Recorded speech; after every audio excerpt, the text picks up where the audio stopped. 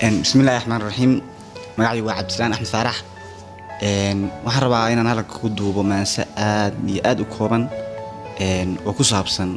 qaab nololeedka qofka ama qofka bini'aadamka ah sidoo qofku kula dhaqmay nolol dhaqantiisa oo kale ah maansadan waxay ku bilaabanaysaa qofna ruula kula jecel annana wil khayrkii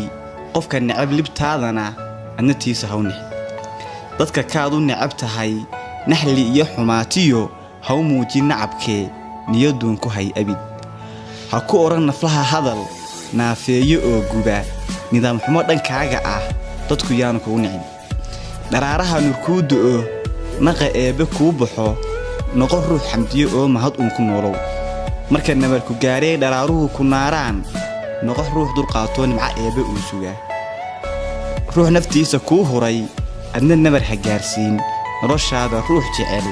ka gelin nafsiga dhow